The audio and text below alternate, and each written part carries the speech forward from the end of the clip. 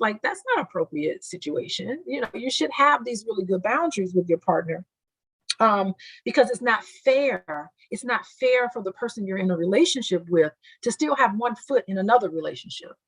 And so it can be very disruptive if you don't have good partners with the ex. And it is your responsibility to ensure that your ex is honoring and respecting your new relationship.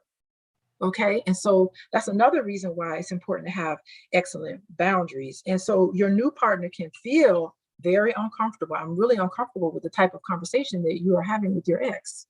That those types of conversations shouldn't be there. You should just have conversations talking about co-parenting, conversations talking about the good old times, and conversations reminiscing and stuff like that. That is a very bad boundary, because it can make your new partner uncomfortable, frustrated, and you don't want to do that. Okay. Let's see. I think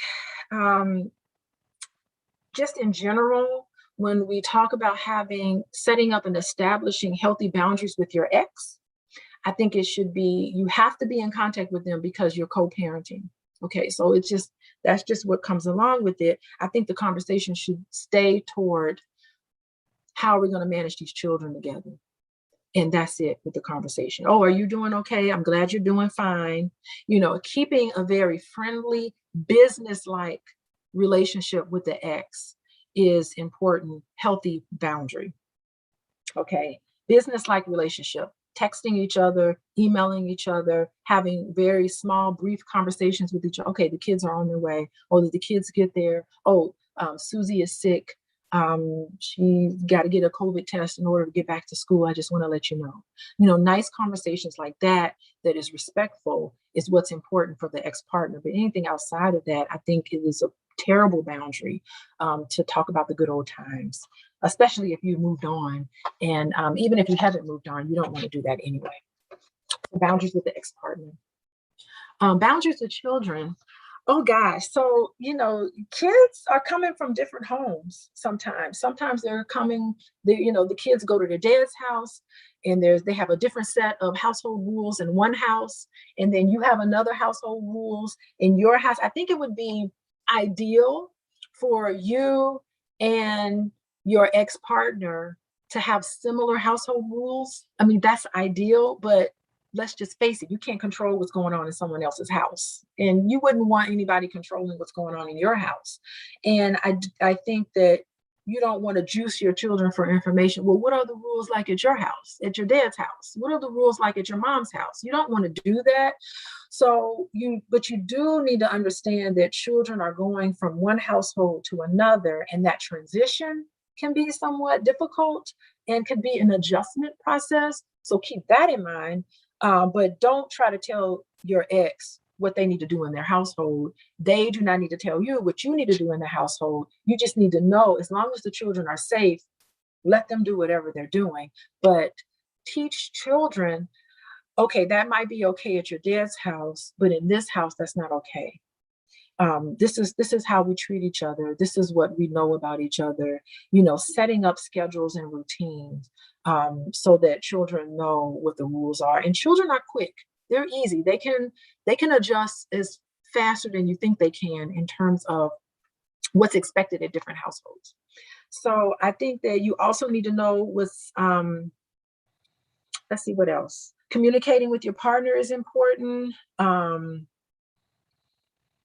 Expectations on how children should treat each other is also a boundary. It's like, okay, we're not going to fight with each other that way. If you're having an issue with your sister or with your stepsister, come and talk to me about it. Don't you try to handle it on your own. Like, giving that sort of expectation, because siblings fight, and that's just how it is. But if you're fighting with your step sibling, it's a little more dynamic. So you can tell them, hey, if you're having an issue, just come and talk to me about it. And me and my husband or my partner, we will deal with it, right? Their father will deal with it, right? And if you are having a disagreement related to the children, you don't want to let them see you fight, because they feel kind of bad about it. It can be very uncomfortable for the children. So between you and your partner, make it a priority not to let the children see you fight over them in front of them. And so, it's just not a good feeling, and you don't want to make yourself uncomfortable. You don't want to say and do things that will cause animosity between the children or with the children. So it's best not to let them see you fight. Okay, boundaries with the in-laws. Boundaries with the in-laws. I don't know. It also includes boundaries with your current in-laws as well as boundaries with your ex-in-laws, right? So sometimes your ex-in-laws are in the picture. I think that it's an easier time when it's your own parents, but it can be a little muddy when, because you know your own parents a little better than you do your partner's parents or your ex-in-laws. I think that it can be a little difficult. Sometimes in-laws can be really sneaky and undermining, and they can overstep their boundaries, and sometimes they don't even know that they're doing it. And so that's something to also keep in mind. I think when you have boundary violations with the in-laws, the number one thing to think about is that it is your job to set boundaries with your own parents. So you can talk to each other as partners and come up with a strategy together. And then you implement it with your parents and they will implement it with their own parents. I think you're kind of out of bounds when you start talking to your in-laws and saying, this is how things should be. You start telling them how things should be. I think it should come from the biological child. Adult child should be the one in charge of setting these boundaries. And yeah, I'll just keep it there. Yeah, I'll just keep it there. I wanted to share a story, but maybe I'll share it later on. And I've dealt with families where an ex-in-law can be really mean and can say things to them. And, I normally takes the stance of just letting some of that go.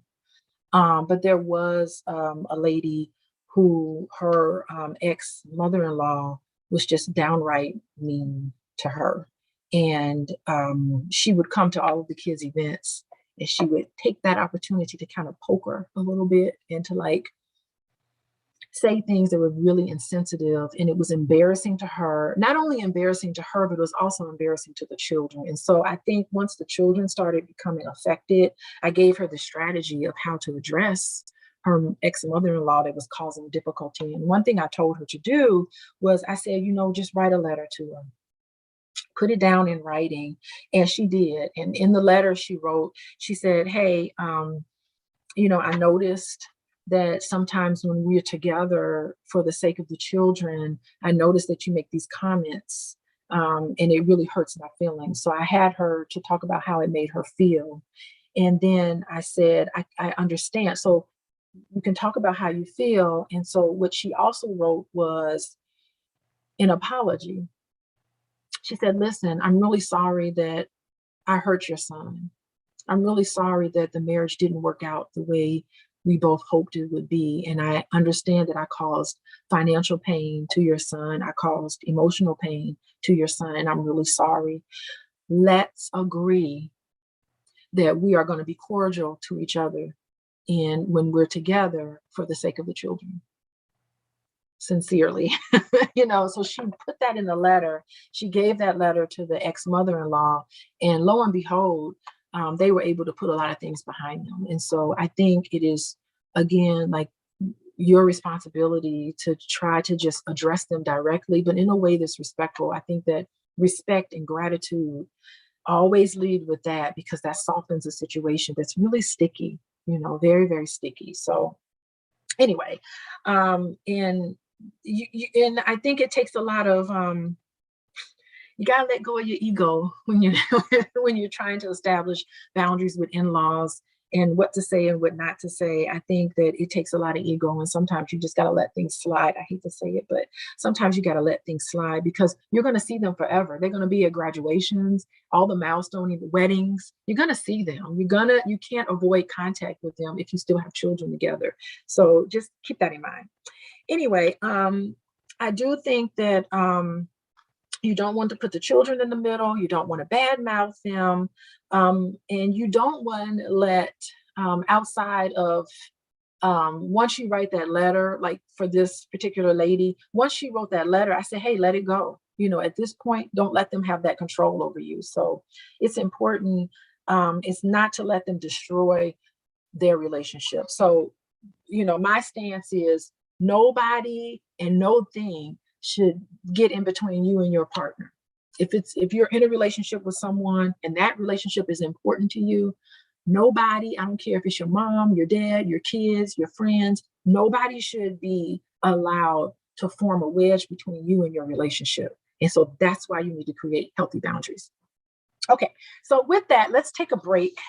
I can talk a little more about boundaries, but I'll hold on, and I want to take a little break before Boyce is up, because we want to talk about parental alienation. So I don't know if Boyce is here, but it is